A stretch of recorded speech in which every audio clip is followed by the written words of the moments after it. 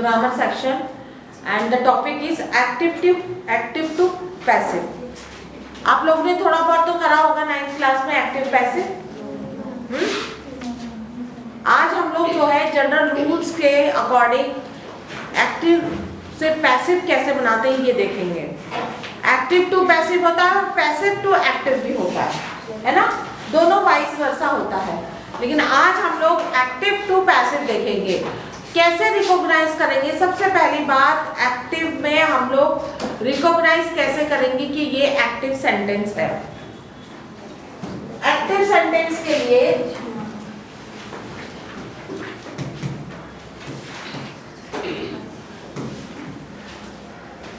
पहला होता है सब्जेक्ट, ठीक है, वो जुड़ा होता है वर्ब से। फिर उसके बाद आता है क्या? ऑब्जेक्ट, ठीक है। पहले होता है सब्जेक्ट, वर्ब और फिर ऑब्जेक्ट। जब हम इसको कैटेगराइज करेंगे तब हम लोगों को पता चल जाता है कि ये एक्टिव सेंटेंस है। फॉर एग्जाम्पल अगर मैं कह रही हूं, एग्जाम्पल है ये कि प्लेस क्रिकेट, ठीक है, मैंने कहा ही प्लेस क्रिकेट। तो अब हमें इसे कैटेगराइज करना है। ही क्या है? सब्जेक्ट, प्लेस क्या है? वर्ब, और क्या चीज कर रहे हैं वो लोग?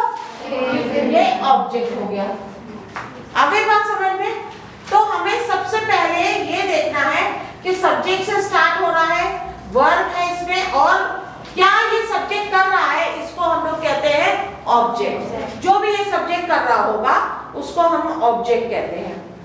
अब अगर हम इसको पैसिव वॉइस में कन्वर्ट करते हैं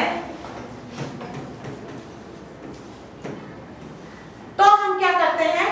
पैसिव वॉइस में कन्वर्ट करने के लिए पहले ऑब्जेक्ट, पहले हम लोग क्या लेंगे? ऑब्जेक्ट। उसके बाद हम लोग क्या लेंगे? Helping verb, not verb, helping verb.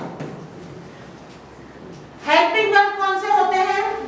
अगर हम लोग प्रेजेंट टेंस में देखेंगे हेल्पिंग वर्ब तो होगा is, am, are। Very good, ठीक है ना, ये हमारे हेल्पिंग वर्ब होते हैं।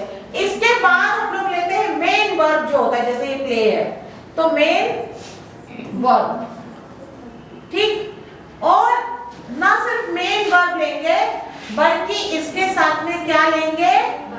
Third form of verb. हमेशा ये याद करना, थर्ड फॉर्म ऑफ वर्ब हमेशा पैसिव वॉइस में, चाहे वो आपका कंटिन्यूअस टेंस हो, चाहे वो आपका प्रेजेंट इंडेफिनिट टेंस हो, या आपका परफेक्ट टेंस हो, it will be only the third verb which will come in passive voice. Passive voice में थर्ड फॉर्म ही आता है, ठीक है। उसके बाद हम लोग क्या लेंगे? उसके बाद हम लोग क्या लेंगे? Plus subject, by, yes, by आएगा। This by is very necessary, क्योंकि ये काम जो है इनके द्वारा किया गया। फॉर एग्जाम्पल अभी हमने जो सेंटेंस दिया था ही प्लेस क्रिकेट, सबसे पहले हमें इसकी क्या देखनी है कि ये कौन से टेंस को बिलोंग कर रहा है। हम लोग ने टेंस कैसे पहचानते हैं? वर्ब से पहचानते हैं। टेंस हम लोग कैसे पहचानेंगे बेटा? वर्ब से पहचानेंगे। अब ये वर्ब में यहाँ पे क्या लिखा है? प्लेस। प्लेस का मतलब होता है, एक तो ये प्रेजेंट टेंस का वर्ब है, प्लेस यू लिखा है क्योंकि ये ही है। ही है तो मतलब एक ही व्यक्ति है। एक व्यक्ति के लिए क्या होता है? सिंगुलर फॉर्म ऑफ वर्ब आता है, और वो सिंगुलर कैसे पहचाना जाता है? एस लगा होता है तो वो सिंगुलर फॉर्म ऑफ वर्ब होता है। अगर यहाँ पर ही की जगह पे दे होता, दे का मतलब होता है बहुत सारे, दे मीन्स बहुत सारे। जब यहाँ पे दे अगर होता है तो यहाँ पे क्या हो जाएगा? प्लेस नहीं होगा, यहाँ पे सिर्फ प्ले होगा। तो वो क्या दिखाता है? प्लूरल फॉर्म ऑफ वर्ब, है ना, ट्रांजिटिव और इंट्रांजिटिव, है ना, प्लूरल फॉर्म ऑफ वर्ब दिखाता है। तो इससे हम लोगों को पता चलता है कि ये जो सेंटेंस है ये प्रेजेंट इंडेफिनिट सेंटेंस है, इसको प्रेजेंट सिंपल टेंस भी कहते हैं, प्रेजेंट सिंपल टेंस या इंडेफिनिट टेंस भी कहते हैं। अब इसको जब हम लोग वो बनाएंगे,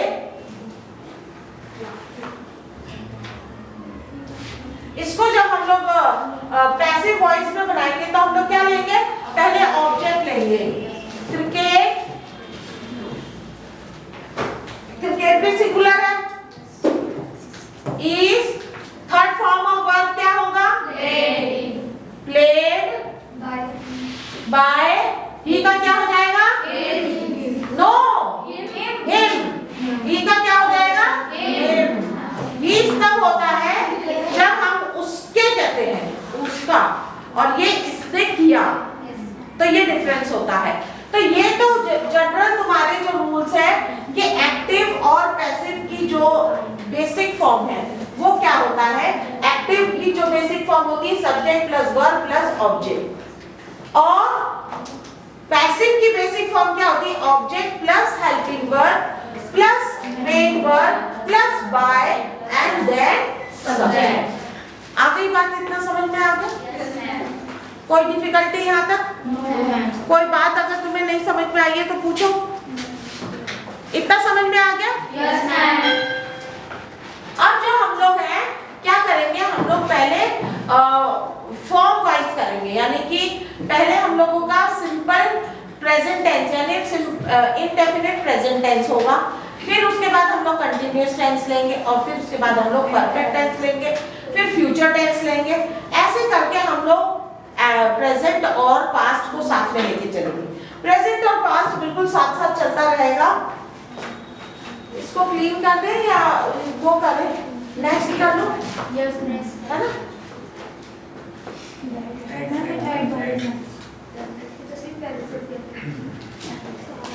अब जो है हम लोग पहले क्या लेंगे, कौन बोल रहा है, present simple tense.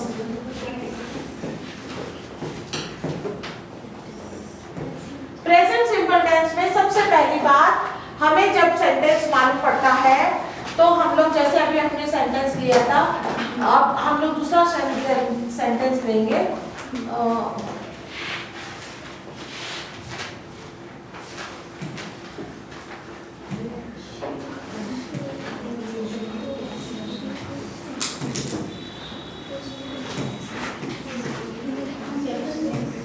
She cooks delicious food।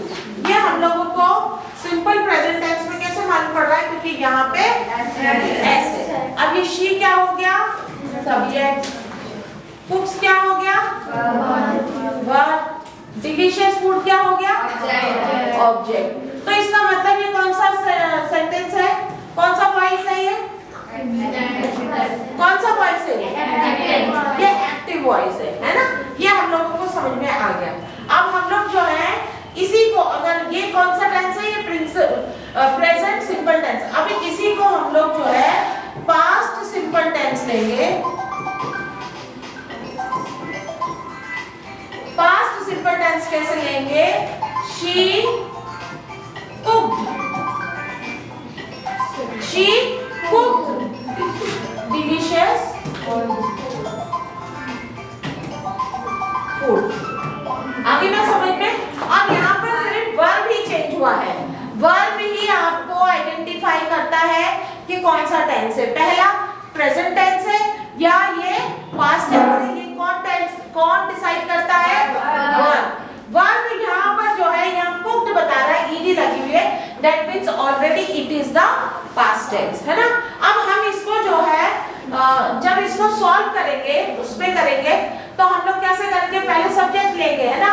Sorry, पहले क्या लेंगे, ऑब्जेक्ट लेंगे। तो हम लोग क्या लेंगे, डिलीशियस फूड, फूड, है ना? आगे क्या होगा, इज आ जाएगा, इज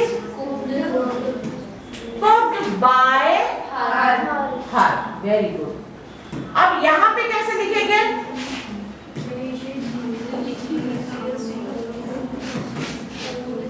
फूड, इसकी जगह में क्या आएगा, यहाँ पे देखिए इसमें ज्यादा डिफरेंस नहीं है। यहाँ पर हम लोग ने लिया इज, क्यों? क्योंकि ये प्रेजेंट टेंस था। अब यहाँ पे ये ऑलरेडी पास्ट टेंस है, तो हम लोग क्या लेंगे? हैं? जोर से बोलो। was नहीं होता है, was, there is no word was। अपने प्रोनाउंसिएशन को भी हमें क्लियर करते चलना है। It is was, है ना? The delicious food was, third form का थर्ड फॉर्म ही रहेगा, ये चेंज नहीं होगा। जैसे यहाँ पर हमने कुक का कुक कर दिया था, ऐसे ही यहाँ पे ऑलरेडी कुक है, तो इसका ये थर्ड फॉर्म ही रहेगा। Delicious food was cooked by her। Is it clear? Yes, ma'am. यहाँ तक क्लियर है? Yes, ma'am.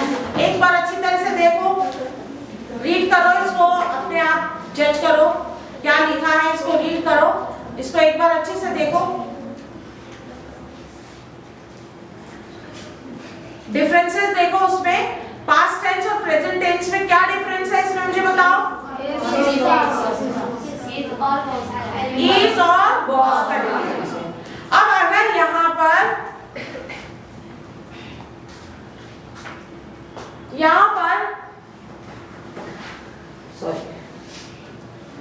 पर अगर हम लोग ने यहाँ डिलीशियस फूड लिया है, फूड तो वन क्वांटिटी होता है, मतलब उसकी डिफरेंशिएट नहीं होता। अब ये फूड की जगह पे अगर हम लोग यूज करें डिलीशियस डिशेस,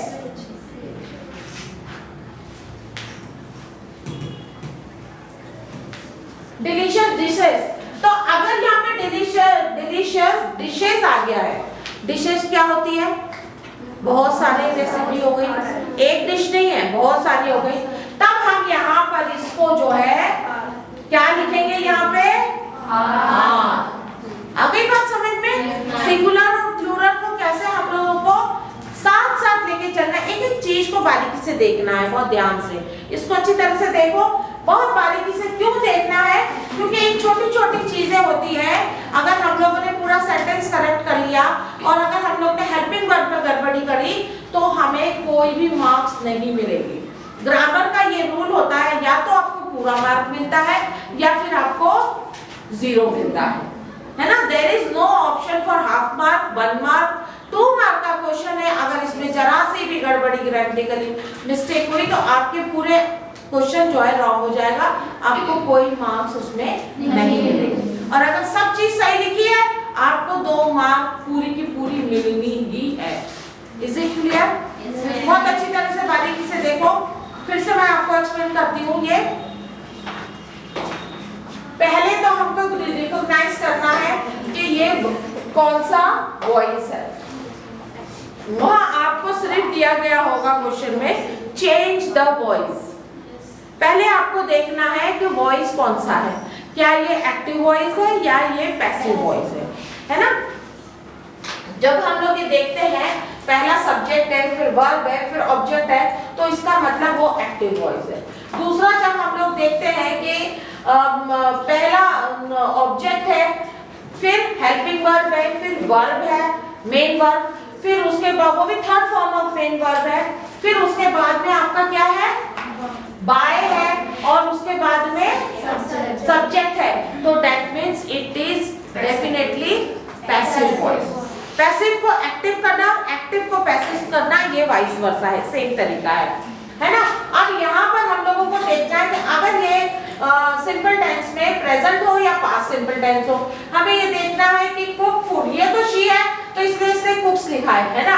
लेकिन यहाँ पर अगर हमें फूड की जगह पे डिशेस हो, यानी कि प्लूरल फॉर्म हो, तो हमें ये चेंज करना पड़ेगा। समझ गए? अब सेम यहाँ पे भी अगर शी कुक्ड डिलीशियस फूड है, इसकी जगह पे अगर डिशेस है तो क्या करेंगे हम लोग? यहाँ पर क्या करेंगे? वर्ब। वेरी गुड, ये समझ में आ गई इतनी बात?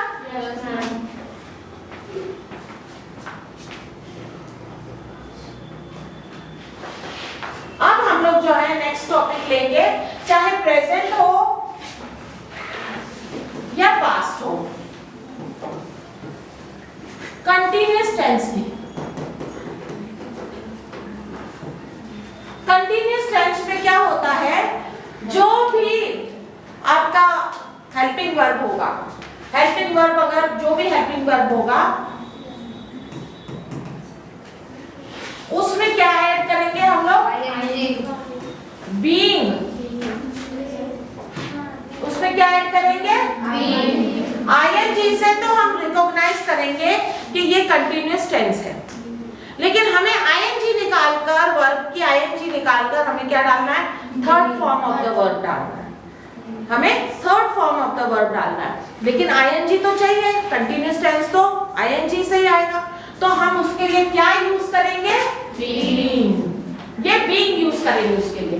Helping verb plus helping verb के साथ में बीइंग लगाएंगे और फिर उसके साथ में थर्ड फॉर्म ऑफ वर्ब। आ गई बात समझ में? अब जैसे मैं एक सेंटेंस बोल रही हूँ,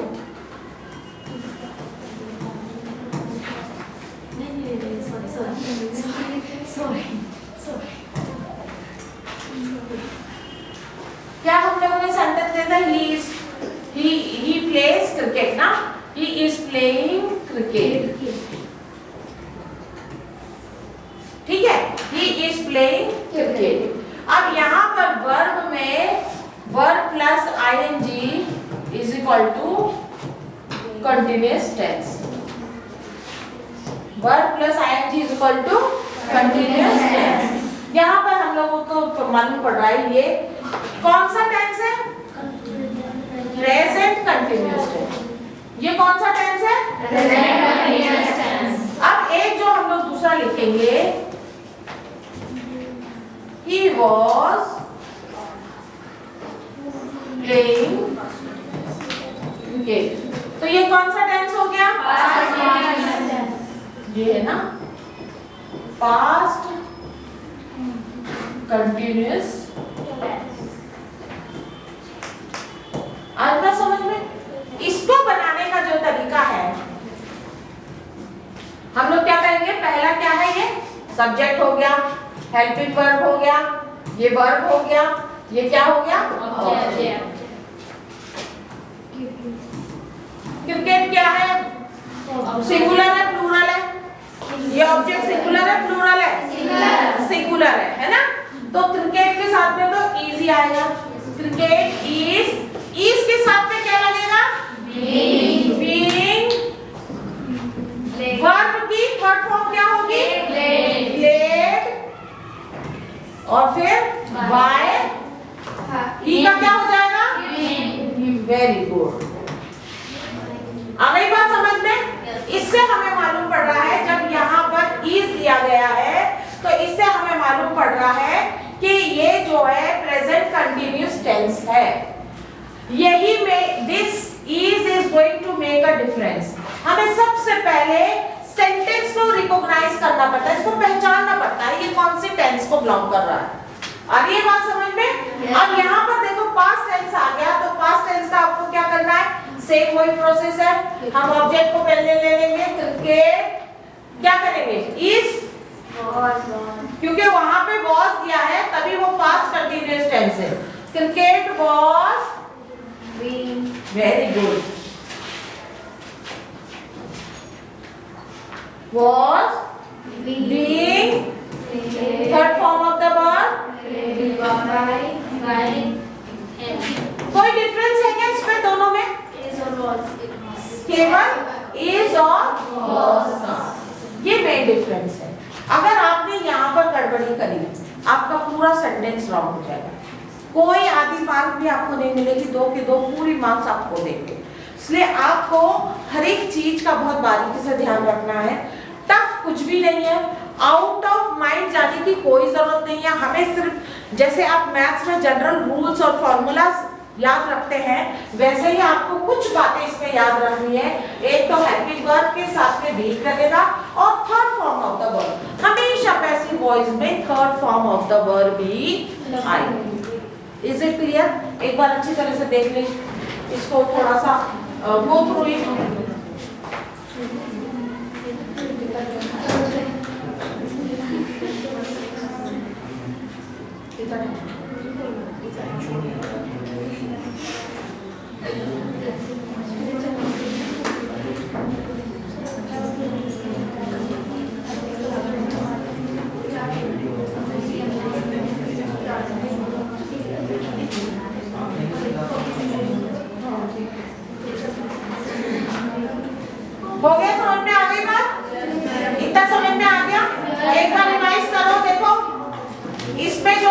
बात हमें जो ध्यान में रखनी है वो हेल्पिंग वर्ब। हेल्पिंग वर्ब हम लोगों को बताएगा कि कौन से टेंस को सेंटेंस बिलोंग कर रहा है।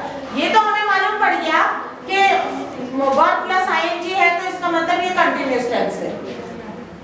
ए लड़की, be very attentive. Verb plus ING है तो इसका मतलब क्या है, ये कंटिन्यूअस टेंस है। लेकिन अगर हम इसमें देख रहे हैं कि ये इज है तो प्रेजेंट कंटिन्यूअस है और वॉज है तो पास्ट कंटिन्यूअस। अगर इस छोटी सी चीज को आपने नजरअंदाज करा, निग्लेक्ट करा, और अगर यहाँ पे निग्लेक्ट हुआ तो वो डेफिनेटली यहाँ पे भी निग्लेक्ट होगा। तो इससे क्या होगा, आपकी मार्क्स आप खो दोगे, सेंटेंस ही रॉन्ग हो जाएगा, है ना। इज और वॉज का ही तो खेल है। आप प्रेजेंट सेंटेंस को अगर पास कर दोगे तो कोई मार्क्स आपको नहीं मिलेगा।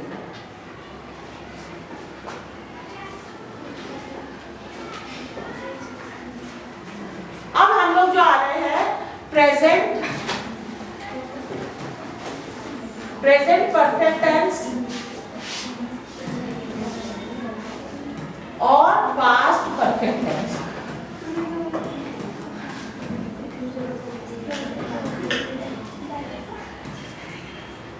इसमें क्या यूज होता है, इसमें वहां तो हम लोग ने बीइंग यूज करा था, इसमें हेल्पिंग वर्ब के साथ में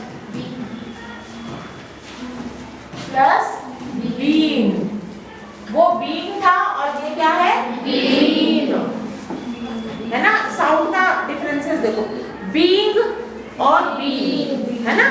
ये हमें यूज करना है इसमें, ये बीइंग हमें यूज करना है, दिस इज मोस्ट इंपॉर्टेंट। अभी फॉर एग्जांपल, अभी इनके हेल्पिंग वर्ब्स कैसे रिकॉग्नाइज करेंगे, हम लोग कैसे पहचानेंगे कि ये जो है परफेक्ट सेंटेंस है। प्लीज बच्चों बोलना नहीं है, जब मैं बोलूं तो आपको खामोश होना और सुनना है। आप ऐसे बोल बोल के बीच में डिस्टर्ब करेंगे ना तो चीजें अच्छी नहीं होंगी, बिल्कुल क्वाइट हो जाएगी। यहाँ पर देखो हम लोग दो तरीके से पहचानेंगे। पहला हैज, अगर सेंटेंस में हैज है तो वो परफेक्ट टेंस है, हैज और हैव। अब हैज और हैव का क्या रोल है, हैज किसके लिए यूज होता है, सिंगुलर के लिए, और हैव वेरी गुड, इतना आपको मालूम है। हैज जो है सिंगुलर के लिए यूज होता है और हैव जो है प्लूरल के लिए यूज होता है, ठीक है। अब आ जाइए परफेक्ट टेंस में। परफेक्ट टेंस में एक ही चीज होती है, चाहे सिंगुलर हो चाहे प्लूरल हो, हैड ही यूज होता है इसमें। और इसके वजह से क्या होता है, हैड अगर आपको यूज हो रहा है तो इसका मतलब इट इज अंडरस्टूड कि it is a past perfect tense. कैसे सेंटेंस को रिकॉग्नाइज करेंगे हम, अगर सेंटेंस में हैज है या हैव है तो वो प्रेजेंट परफेक्ट टेंस है, और अगर सेंटेंस में हैड है तो वो पास्ट परफेक्ट टेंस है। This is the formula how to recognise the sentence. अब देखो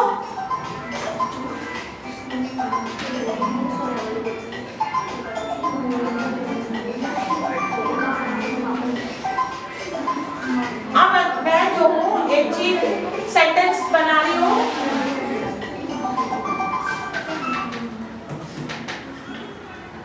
अनीता has stolen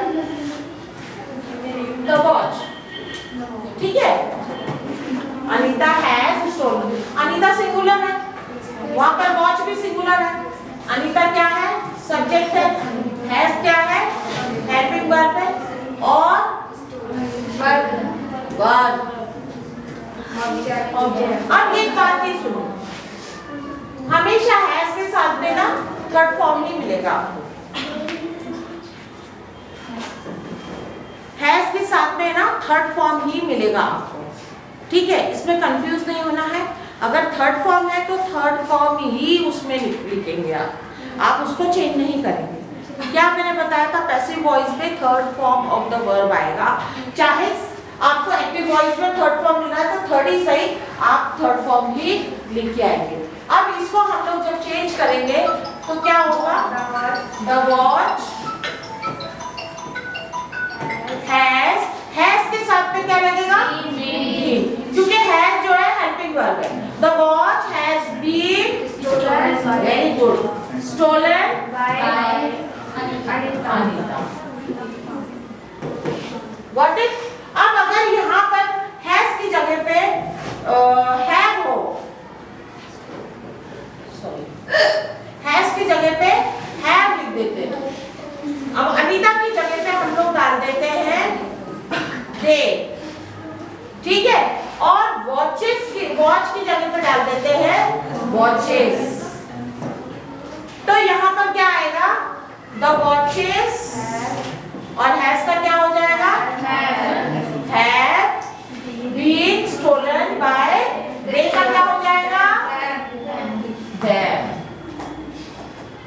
आ रही बात समझ में? एक बार इसको बोल दो तो तुम्हें समझ में आ जाएगा। अच्छी तरह से इसको देख लो।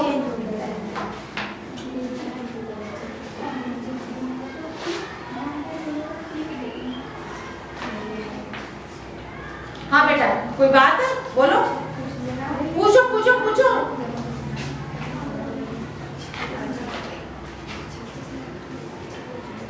पूछो बेटा, कोई डिफिकल्टी तो पूछो। बोलो। हाँ बेटा बोलो। हाँ मैम जी, अनीता की जगह जो आपने दे लिखा ना, दे लिखा मैंने, ये दे है ना, और ये दे जब हम इसको पैसिव करेंगे तो ये देम हो जाएगा, ये दे नहीं होगा। स्टोलन बाय दे नहीं आएगा, ये देम हो जाएगा। ये हमने डायरेक्ट इनडायरेक्ट में ये प्रोसेस पढ़ा है ना, तो ये ऐसा ही है, ये वहां से जब इधर आपको कन्वर्ट होकर आएगा तो ये देम हो जाएगा। जैसे हम लोग ही को हिम करते हैं, है ना, शी को हर करते हैं, ऐसे ही दे जो है वहां पर जाएगा तो देम हो जाएगा। Anything else? अब हम लोग जो है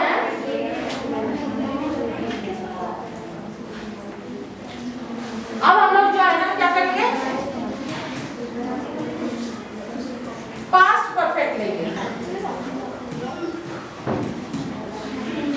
पास्ट परफेक्ट में क्या लिखेंगे बच्चों? देखो ध्यान से, फिर से वही लेंगे वर्ड अनीता, हैज की जगह पे क्या हो जाएगा? हैड स्टोलन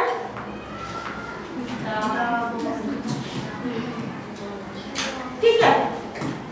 अब यहाँ पर अनीता क्या हो गई? सब्जेक्ट हो गई, हेल्पिंग वर्ब हो गया, वर्ब हो गया, ऑब्जेक्ट हो गया। अब हम लोग क्या लेंगे?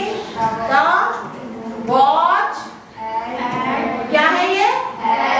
हैड, फिर आगे been, third form stolen by Anita. यहाँ पर अगर इसकी जगह पर दे होगा, दे भी होगा, तब भी ये हैड ही रहेगा। समझ गए? अगर इसकी जगह पे वॉचेस होंगी तब भी ये हैड ही रहेगा, और यहाँ पर केवल क्या हो जाएगा? देम हो जाएगा। यहाँ वॉचेस हो जाएंगे और देम हो जाएगा, बस। क्योंकि इसमें सिर्फ एक ही वर्ड होता है, सिंगुलर के लिए भी और प्लूरल के लिए। समझ में आ गया एकदम पूरी तरह से?